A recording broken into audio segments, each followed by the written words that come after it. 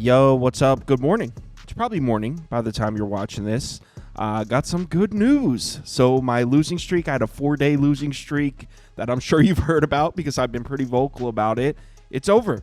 There was one bowl game tonight, the Hawaii Bowl. Didn't bet it before the game. South Florida went down 27-24. Jumped on South Florida money line live. Got it at a nice number too. I forgot exactly, plus 160 or something. And it cashed. One bet, one win, which means my streak of losing days is over. I see sunlight. So the 4-day losing streak has come to a close. Hopefully, we turn this into a green streak. It is late. I am tired. 5 NBA games. Let's go. Welcome to the SWAT.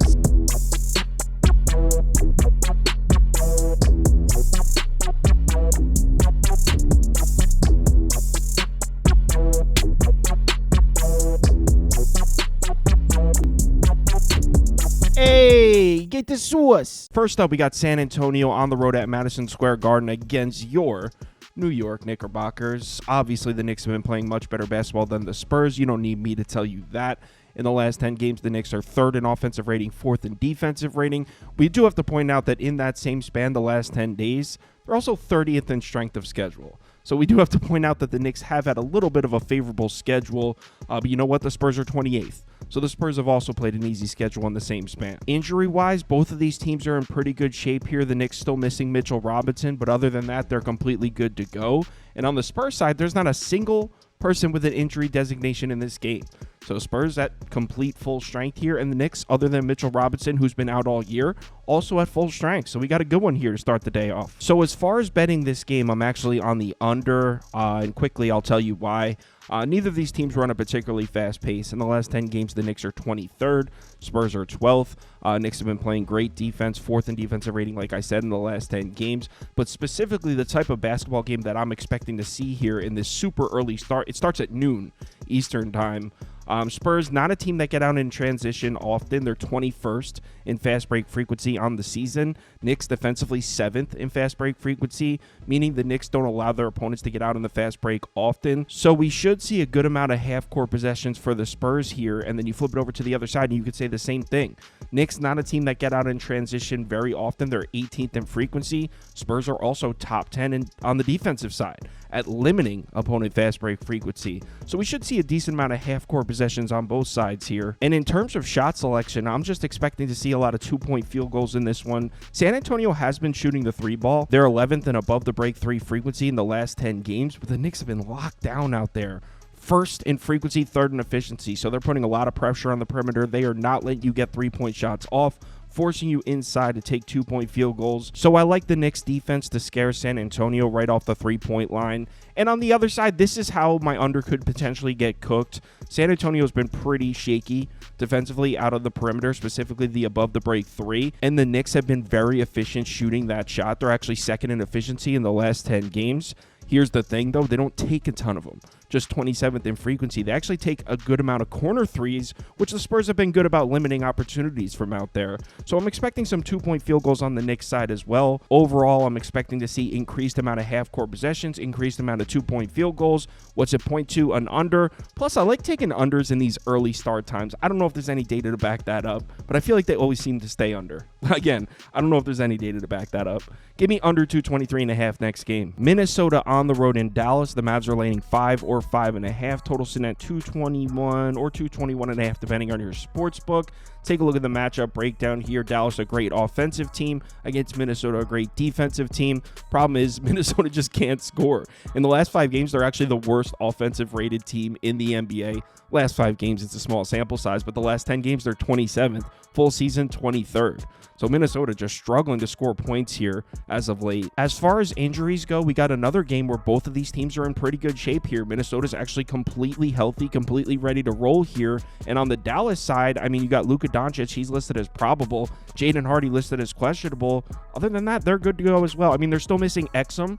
But other than that, Dallas is pretty much at full strength too. So I'll talk about this matchup very briefly. I don't have a strong opinion on it.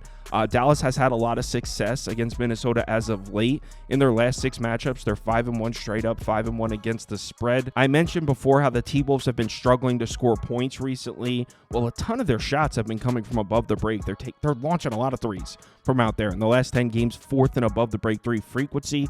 Dallas has been playing decent defense on the perimeter, not great, not bad. So I don't really know what to take away from that. On the other side, if you're looking for something, Dallas runs a lot of isolation, 4th in ISO frequency, and Minnesota is just 22nd in defensive efficiency against isolation possessions. So you might want to look at Luka or Kyrie, 2 guys that obviously see a lot of usage out of isolation. So maybe look at a Luka or a Kyrie. I really don't have an opinion on the game.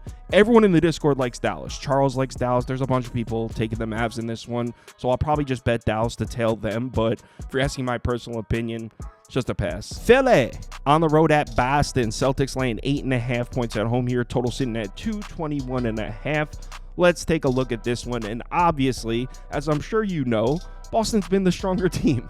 In the last 10 games, Boston's 10th in offensive rating, 6th in defensive rating. Philadelphia 19th and 10th. Let's talk injuries. Sixers will have Joel Embiid out on the floor. Hopefully he doesn't get tossed out of this one. He got ejected from the last one. Still no McCain. McCain's going to be out for several months. So they're going to be missing McCain for a while. Andre Drummond listed as questionable. On the Boston side, I mean, I would imagine these 3 guys play, but they have 3 very important pieces listed as questionable. Drew Holiday, Derek White, Jason Tatum, all listed as questionable. And Jason Tatum was mysteriously scratched from the last game about 15 minutes before tip-off, and there were a lot of people pissed about that. So, I mean, it's Christmas Day against a division rival in Philadelphia. I would imagine these guys play, but if I'm being honest, I don't know for sure. Now, as far as the Celtics offense goes, we don't need to look any farther than right here. On the season, nobody takes more above the break 3-point shots than the Boston Celtics. They're 1st in frequency. Want to know what defense allows the most shot attempts in the NBA from that range? The Philadelphia 76ers, 30th in defensive frequency against the above the break 3. So Boston should be launching a lot of them. Should be a 3-point party here in Boston. If you're looking for a specific player prop here, I mean, just take your pick. The entire Celtics roster shoots from out there. Tatum, White, Pritchard, Brown, Porzingis, Hauser all average 3.8 or more attempts per game from above the break. So take your pick as far as Celtics overs. The Sixers allow a lot of shot attempts from out there. Boston will definitely have opportunities to hit a lot of outside shots in this game. So is there anything I like here for Philly? Well, actually, yeah. Sixers run a lot of isolation, a lot of pick and roll, 5th in ISO frequency, 7th in pick and roll frequency, and Boston surprisingly struggles defensively against those 2. Celtics are 28th in points per game allowed via isolation, 28th via pick and roll. So Boston actually struggles defensively against both of those. Maybe look towards a Paul George, runs a lot of ISO. The overall problem here for the Sixers is they just take too many of their shots down at the rim. In the last 10 games, they're 8th in shot frequency at the rim. Boston's 1st in defensive efficiency at the rim. So I just can't see the Sixers offense keeping up. Maybe Maxey goes nuclear or something, but as a whole, I mean, this is a huge game. Christmas Day. I know the Celtics haven't been covering, but at home, Christmas Day against a division rival, I'm expecting to see Boston's best fastball. As long as those guys play, I would expect the Celtics to clear here. So I'm leaning towards Boston minus 8.5 in this one next game. Lakers on the road at Golden State, and good luck trying to figure this one out.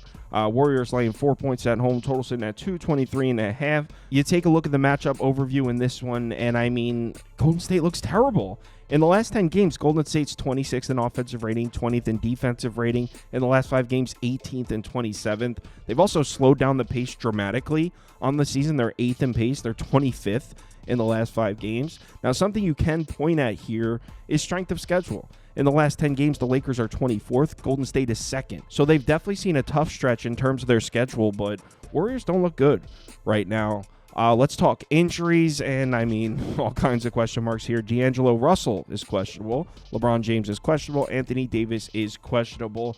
On the Golden State side, only Gary Payton II is listed as questionable. Other than that, Golden State's at full strength. So what do we think about this matchup for the Lakers offense? Well, in years past, I would say this is a tough one for the Lakers because Golden State, year after year, they're great at not letting you get to the basket, right? Same thing this year. On the season, they're 2nd in defensive frequency at the rim, meaning they don't let you get to the basket. And the Lakers, in years past, this has been an offense that needs to get to the rim. But if you look at the last 10 games, I mean, the Lakers are just 27th in shot frequency at the rim. They've been taking those short mid-range shots in the paint, 6th in frequency there in the last 10 games, and that plays into the weakness of this Golden State defense.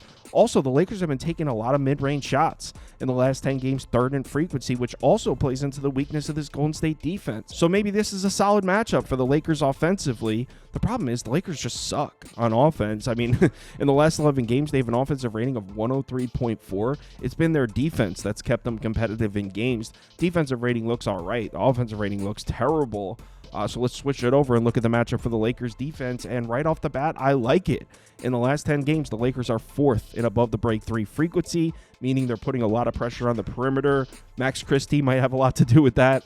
The Lakers are putting a lot of pressure on the perimeter, forcing their opponents off the 3-point line, which is not what you want to see if you're Golden State, because you want to shoot those 3-point shots. So I actually like that for the Lakers defensively. And let's be honest, this Golden State team just doesn't look right now. In their last 7 games at home, they're just 2-5 straight up, 3-4 against the spread. So I'm not trying to lay with Golden State. I mean, I'm not trying to bet the Lakers either, especially with all the injury question marks. But if everyone that's questionable for the Lakers plays, I'd be down to take the Lakers at plus money here. Next game, Denver on the road at Phoenix. The Suns are catching 2.5. Total sitting at 232.5. Let's take a look at the matchup overview here. Both of these teams can score. In the last 10 games, we're looking at 6th in offensive rating for Denver, 8th in offensive rating for the Suns.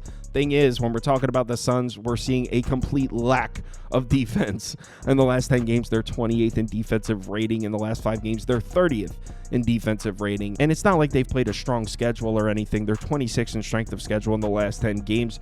Nuggets haven't played a strong schedule either, though. They're 23rd. Real quick, injury reports. Jamal Murray is listed as questionable for Denver. Other than that, they're good to go. On the Phoenix side, we still have no Devin Booker, still have no Grayson Allen, and still have no Bol Bol. So the Phoenix Suns are definitely missing some pieces here. I'm actually not even going to talk about this game. I thought it was a good spot to bet the Suns at plus money as a home dog. The problem is everyone in the Discord hates it. Mark's on the Nuggets. Charles is on the Nuggets. It seems like everyone I talk to in there is on Denver. So I mean, maybe I bet the Suns just to be on my own island and troll some people.